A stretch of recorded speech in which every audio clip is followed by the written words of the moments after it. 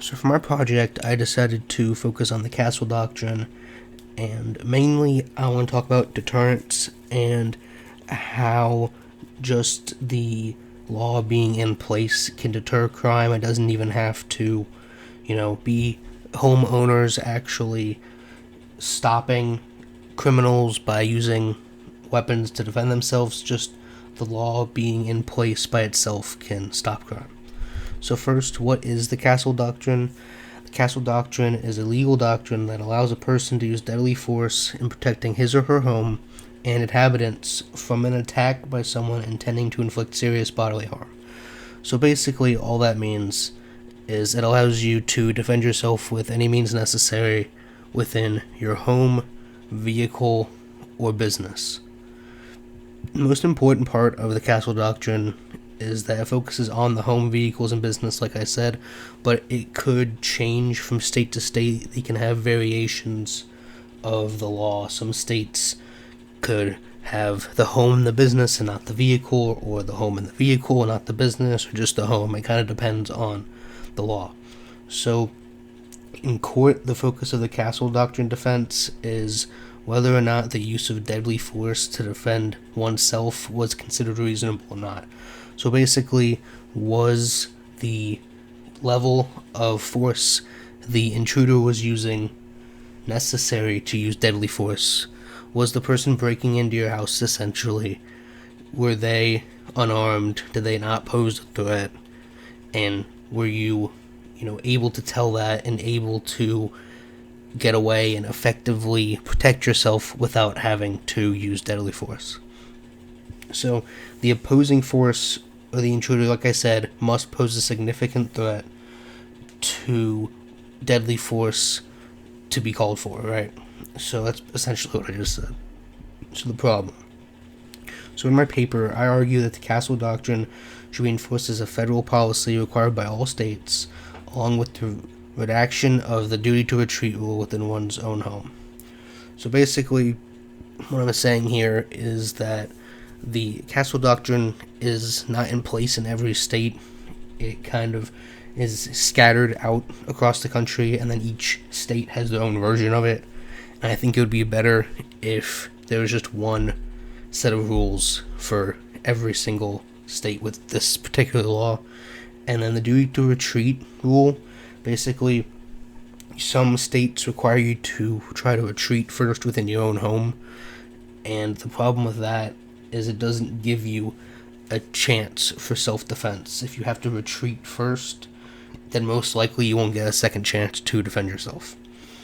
So, like I said, if this were to go into effect, there wouldn't be confusion from state to state. It would all be the same. And when people travel or move to a new state to live in, they wouldn't be confused as to what they can do to defend themselves. Also, it just protects people from home invasions, and oftentimes the act of self-defense is kind of a fight or flight split-second decision, and this duty to retreat law forces people to flee, and like I said, that doesn't give them a chance for self-defense. It's kind of, a split-second decision. Are you going to, in this case, live or die if the intruder poses that big of a threat? And if you have to try to run away and hide or, escape and then find a way to protect yourself, you can't really do that. So how is it different from other stand your ground laws? Other stand your ground laws primarily focus on outside on the street rules, is kind of what they call it. And the castle doctrine is primarily focused on the home, vehicle, and business, like I said. Alright, and just, I guess, a fun fact, the term castle doctrine comes back from when, castles were obviously more popular homes and places to live, so that's kind of the origin of it. But castle doctrine, like I said earlier, they can leave out vehicles and businesses, and they have the leisure to adjust it however they want. So they could change it from time to time. They could have it for this set of years, it's just the home, and then change it to include the business, and then change it to include the vehicles, and all of that throughout time, depending on what the state wants to do.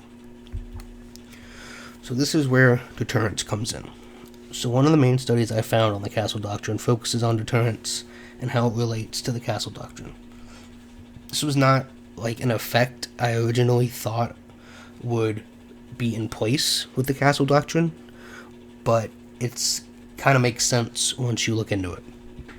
So, to a criminal, right, someone trying to break into the home, business, vehicle, whatever, the worst possible outcome, right, is that there's resistance between their goal and them, be it money or, an object, whatever they're trying to steal.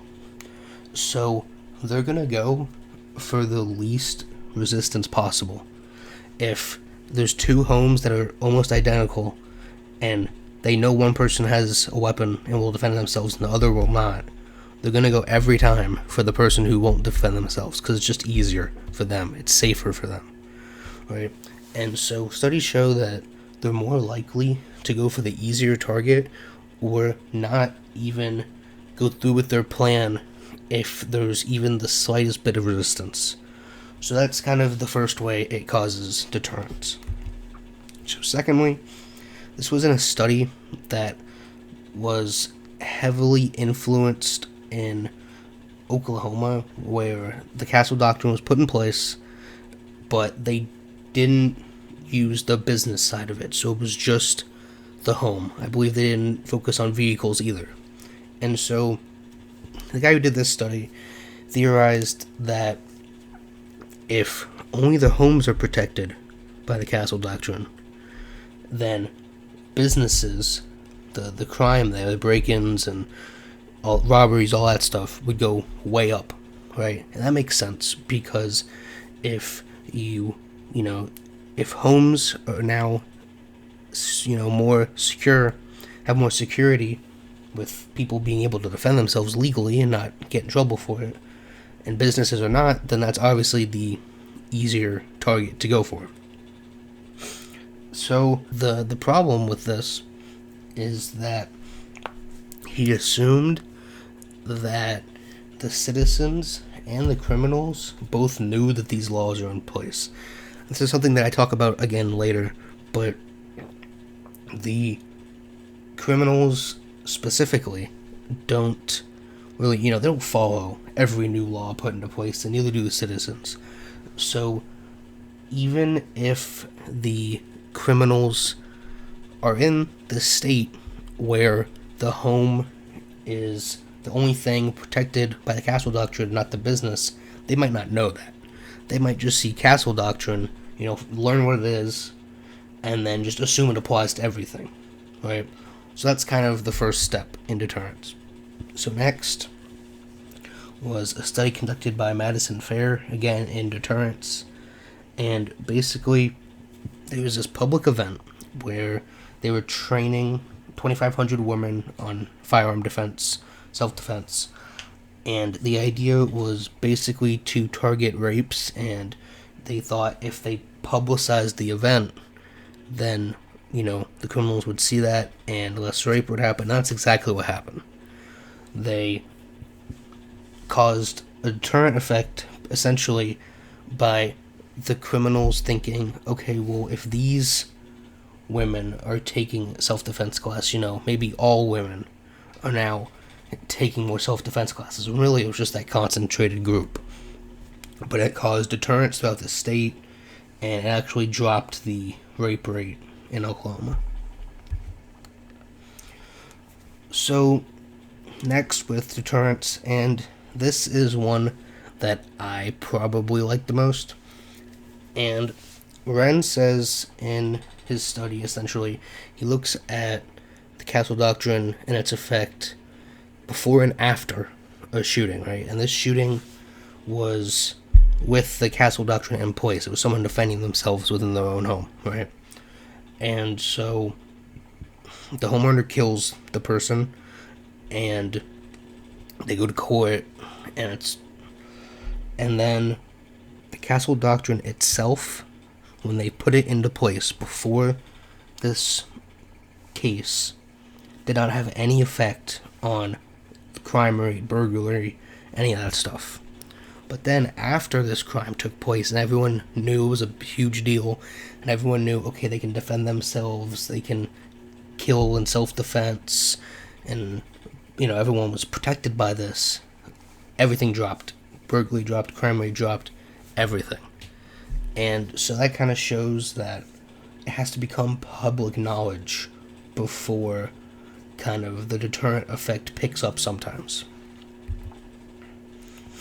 So, the castle doctrine in the courtroom, this I thought was interesting because they talk about bias and how different types of bias affect the castle doctrine, because the castle doctrine is mainly focused on weapons or firearms, and people politically are heavily split on that topic specifically. So, this study focused on, is political party kind of the main bias, splitting people and making people go against the evidence and all of that in a courtroom. And so essentially what he found was that it wasn't the main factor, but it was one of them, right?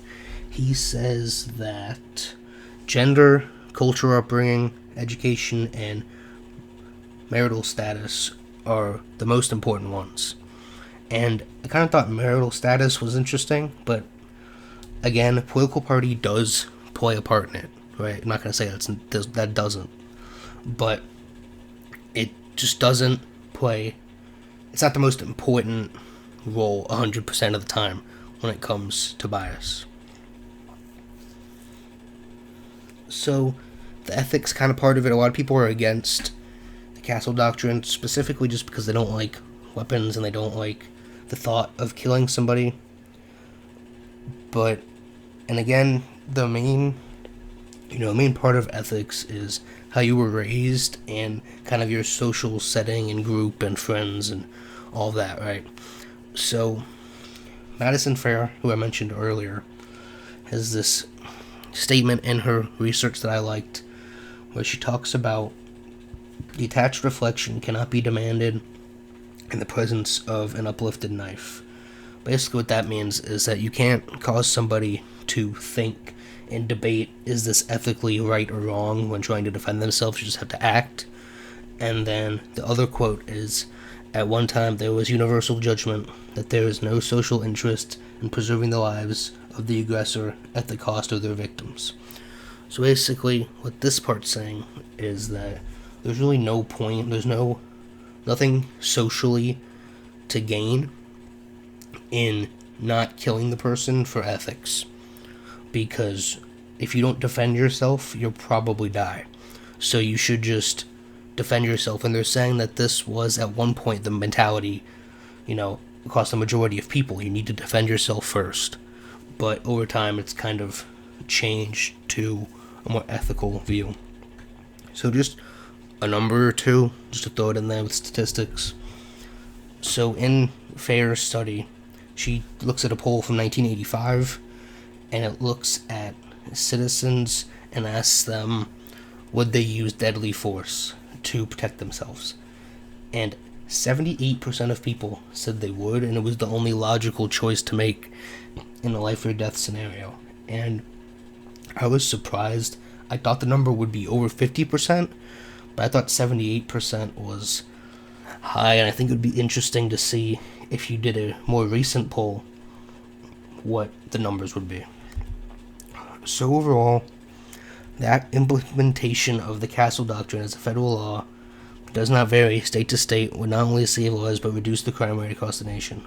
Along with the removal of the duty to retreat rule, these changes would save thousands of people and property every year. And then those are my references.